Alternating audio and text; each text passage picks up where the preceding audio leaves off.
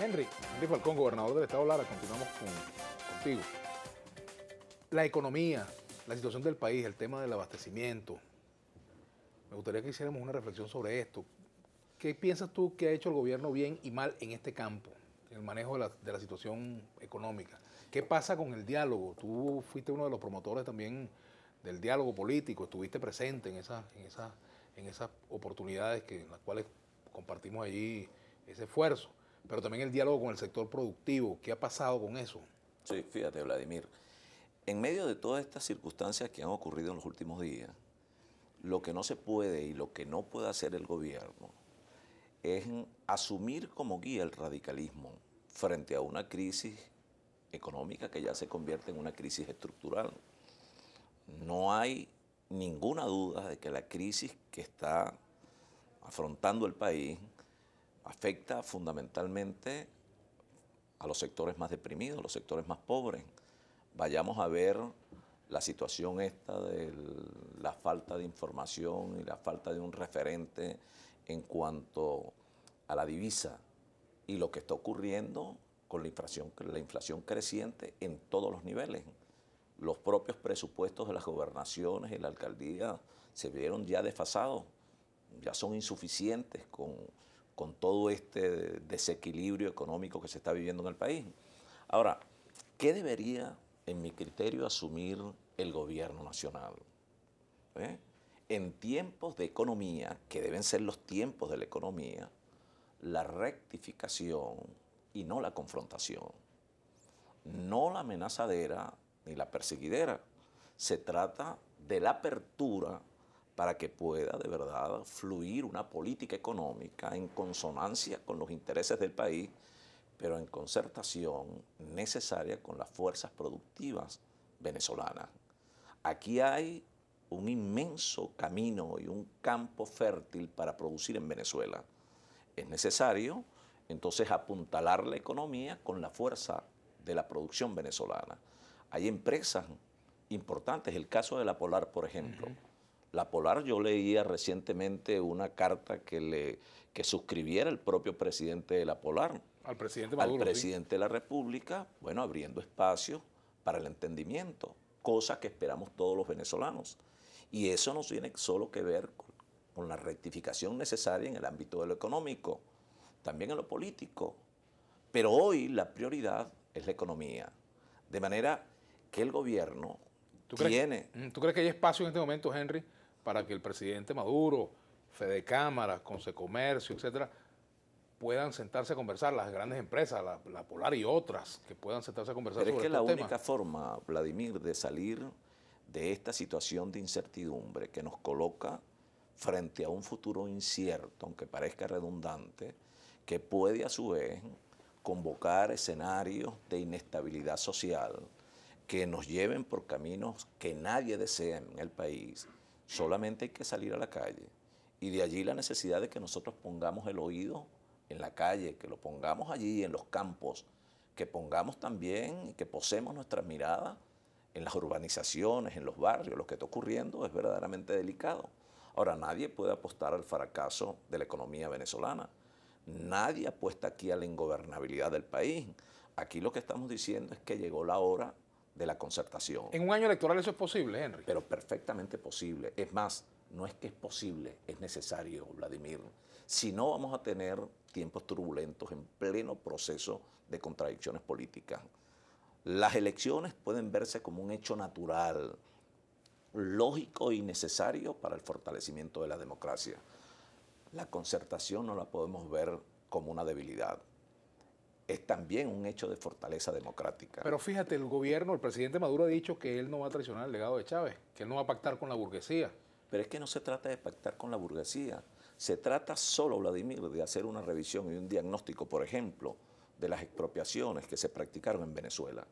Vayamos a ver la situación del gas doméstico, colas por todas partes. Veamos la situación del sector alimentos, colas por todas partes. Vamos a ver la producción de insumos para la construcción. No hay cemento, no hay cabilla. Vaya usted a ver el campo de los medicamentos, Vladimir. La empresa farmacéutica en crisis, en severas condiciones para poder importar los insumos que requerimos los venezolanos, y de allí que el sistema de prestación de salud pública esté en condiciones precarias en todo el país. Ello indica o no que es necesario una apertura para poder lograr los consensos gobierno y sector productivo, las fuerzas productivas del país. Las plantas incluso, Vladimir, las plantas en esto de las expropiaciones, que son hoy responsabilidad del gobierno nacional, no están a su capacidad operativa.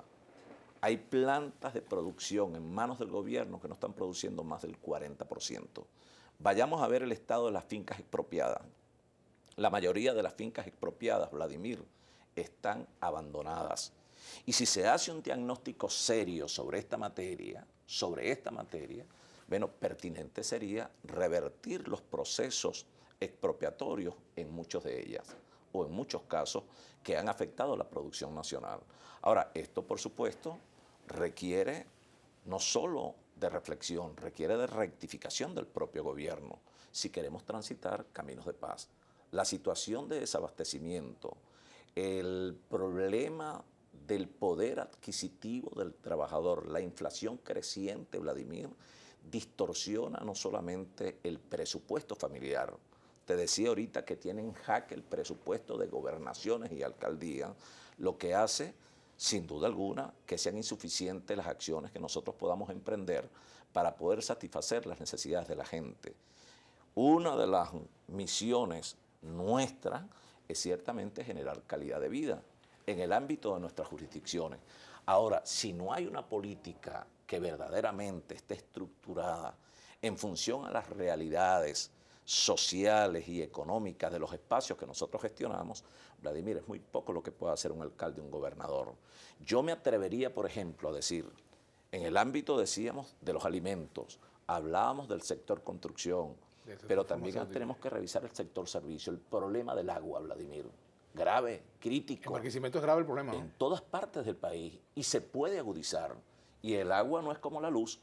No es que tú duras ¿Cuánta responsabilidad tiene la alcaldía, cuánta la gobernación y cuánto el gobierno nacional? Es que más allá de la responsabilidad, Vladimir, el asunto es que todos los insumos para sostener todo el proceso de producción y distribución de agua potable son importados, todos.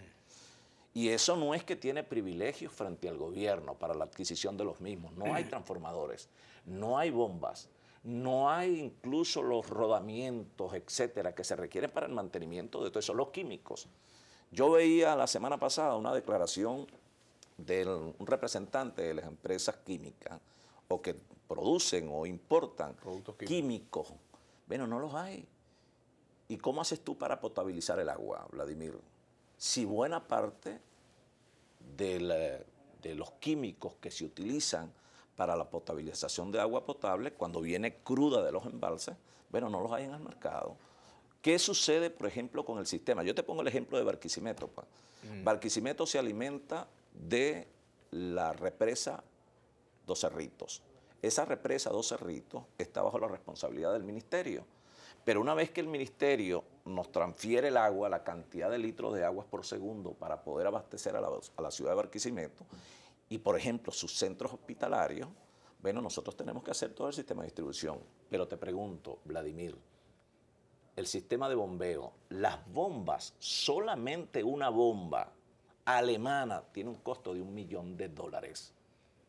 Un motor o una bomba de esas que se daña, ¿cómo haces tú para reponerlo en un mercado incierto, que no tiene ninguna o que no genera ninguna garantía para poder tomar decisiones en un momento de una crisis en materia de agua potable? Tenemos que hacer una pausa al retorno, Henry. El presidente Maduro ha dicho que, bueno, hay gente que habla de que es progresista. Yo no soy progresista, yo soy revolucionario. ¿Cuál es la diferencia entre ser progresista y ser revolucionario? Ya venimos con Henry Falcón, gobernador del estado Lara.